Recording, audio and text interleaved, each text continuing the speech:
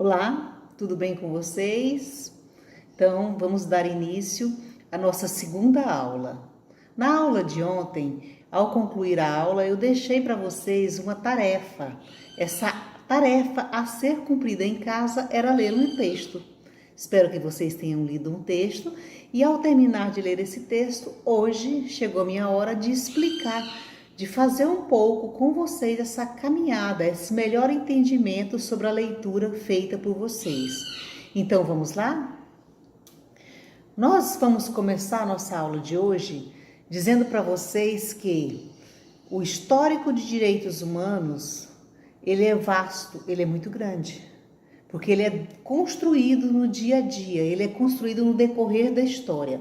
Então, para a gente ter um conceito, uma definição do que é direitos humanos, a gente criar uma frase que defina, que classifica o que é direitos humanos, a gente primeiro precisa fazer uma caminhada pela história. Então, nós vamos, na aula de hoje, discutir um pouquinho sobre direitos humanos na sua construção histórica.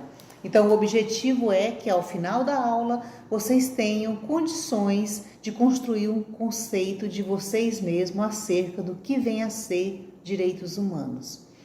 Então, vamos iniciar a nossa conversa dizendo o seguinte: direitos humanos não é um amontoado de leis, não é um amontoado de resoluções ou de decretos. Direitos humanos é uma construção histórica da sociedade, das populações que já habitaram essa terra e que habitam até os dias de hoje. Então, essa construção histórica, ela é feita pelos atores no decorrer da história. Atores esses que nós podemos dizer que são as pessoas em cada momento, em cada época, em cada lugar.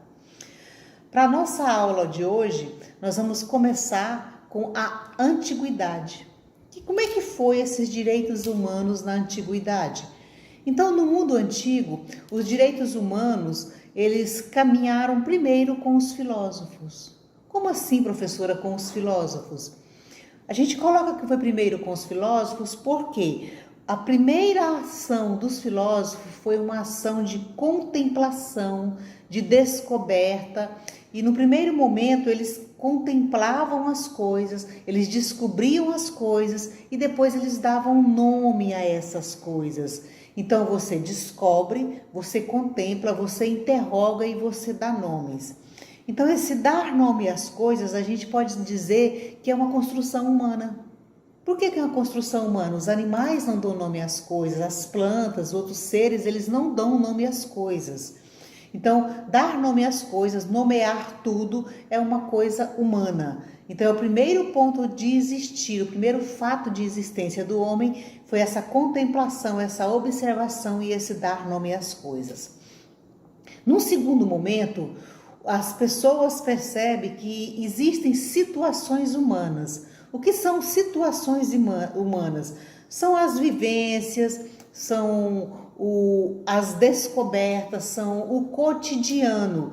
Então eles passam a fazer esse registro, eles passam a fazer as obras de arte deles, a dar formas a objetos, a materiais, né? Esculpe, desenha, pinta, cria ferramentas. Então eles começam a retratar e a construir. Então esse retratar, esse descobrir, esse construir são situações humanas que fazem com que eles perpetuem o modo de ver e de crer nas coisas. Então nele, né, também nesse momento surge uma necessidade de tomar algumas decisões. Tomar umas decisões torna-se importante no final da Idade Antiga, porque surge aí um processo chamado democratização. Então, os primeiros processos de tomadas de decisões, eles se deram na Grécia Antiga, em praça pública, com os filósofos, com a sociedade de um modo geral, discutindo os problemas que os cercavam e tomando decisões. Ai, professora, está complicando. Não, vamos resumir. Então, no primeiro momento, contempla, dá-se nome às coisas e depois toma-se decisões, perpetuando alguns hábitos, alguns costumes e modificando a sociedade em que se vive. Então, no final desse período, é bom a gente lembrar que no final desse período eles conquistaram uma coisa muito interessante, que foi o direito a enterrar seus mortos. Por que enterrar os seus mortos? Então, em batalhas, em guerras, em disputas, era necessário que as pessoas tivessem o direito de cuidar dos seus. Isso fazia com que eles se sentissem mais humanos. E isso vai ampliar muito durante a Idade Média. Por que vai ampliar durante a Idade Média? A Idade Média é considerado também, para quem já estudou história, como é o caso de todos vocês, a Idade das Trevas. Por que a Idade das Trevas? Porque nós tínhamos uma pirâmide social, eu acho que quase todo mundo deve lembrar um pouquinho dessa figura da pirâmide social, que na base dessa pirâmide ficava os servos que trabalhavam, no meio ficava o grupo de nobres, né, os senhores feudais, os nobres, e na ponta ficava o clero.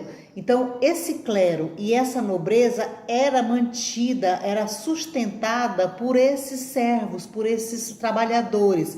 E eles eram muito explorados, eles eram muito massacrados. Então, chega um momento, né, em que a fome, a exploração faz com que comecem as primeiras rebeliões. Então, essas rebeliões, elas vão ter muitas pessoas que vão sucumbir, que vão morrer, e muitas delas brigam também para ter o direito, o acesso a essas suas pessoas, a esses seus mortos, para levar para casa, para a família, para enterrar, para poder chorar os seus mortos. Então, nesse momento, nós começamos, né, a ter um levantar-se da população contra as injustiças, um levantar da população contra os impérios e buscar mudança que fizesse com que as pessoas exercessem o seu direito de ser humano. Então, eles vivenciaram, né, e ousaram levantar-se contra a igreja, contra nobres, contra outros grupos que os oprimiam. Então, nós podemos afirmar que foram 3 grandes os motivos de modificar esse processo.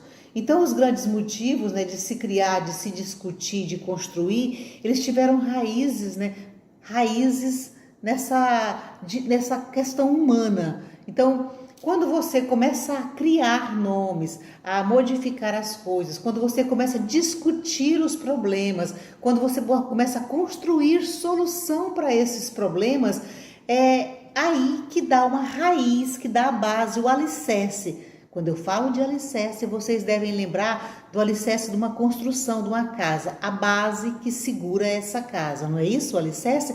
Então, o alicerce da construção dos direitos humanos nada mais é do que esse contemplar, esse descobrir, esse reivindicar.